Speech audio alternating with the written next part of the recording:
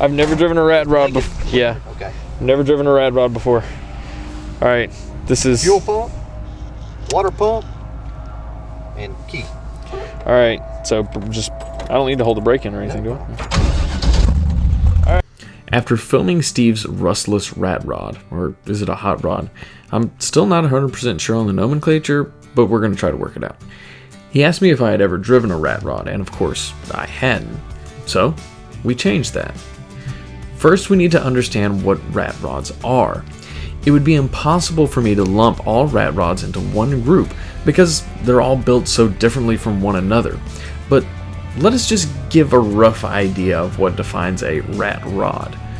Rat rods are generally older domestic cars from the 30s, 40s, or on occasion the 50s that have been sitting in a barn or field so long that their body is more rust than metal.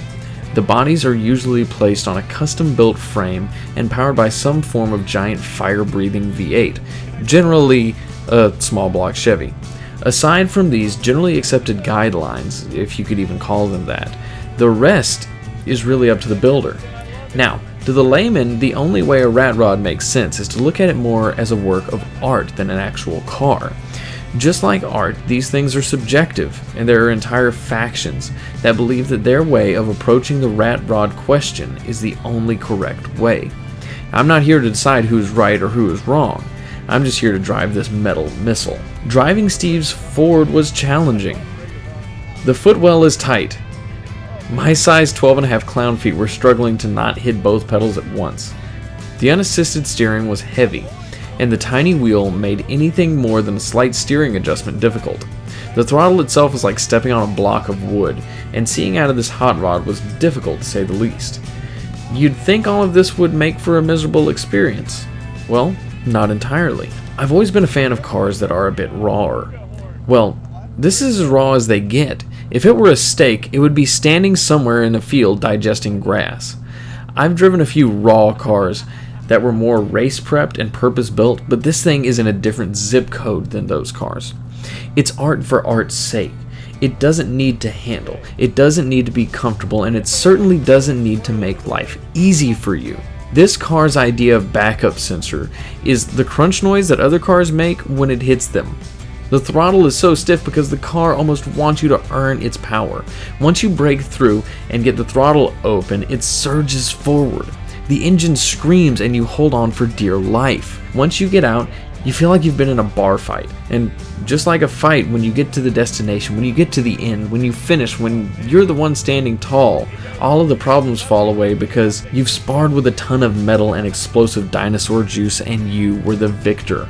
What this rat does better than anything, though, is draw a crowd. When we were doing driving shots and filming, we stopped at a gas station and parked right next to a bright orange McLaren MP412C. Guess which car drew more of a crowd? This. And I guess that's the point. It gets attention.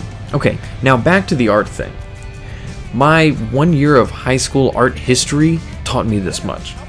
If we compare these two cars subjectively, the McLaren and the Rat Rod, no one's going to look at them both and go, oh man, I can't decide. It's like comparing classical Renaissance art and surrealism. The McLaren is a classical piece of art by Michelangelo. It took years of practice and work to make. Days were put into the details. Hours were spent caressing the edges to make it just a little more perfect. The Rat Rod, though, is sort of like a surrealist work by Picasso. Its appeal lies not in classical beauty, but the excitement that it creates, and most importantly, the approachability of its style. You can almost look at it and go, you know what? I think I could do something like that. This car is difficult. It's not comfortable, it's not useful, but it represents something bigger. It's beautiful in the small details, and it is stunning in its simplicity. Engine, body, wheels, that is it. Everything else is ancillary. Every time I see this car or one like it, I hear this far-off voice in the distance saying, "It looks so easy. I bet you could do it yourself." Thanks a lot to Steve for letting me drive his awesome one-of-a-kind Rat Rod. If you want to see more of this, jump over to the Shooting Cars channel to find an in-depth interview with him about what it takes to make something this over the top. Then, who knows? Maybe you'll try and build one yourself.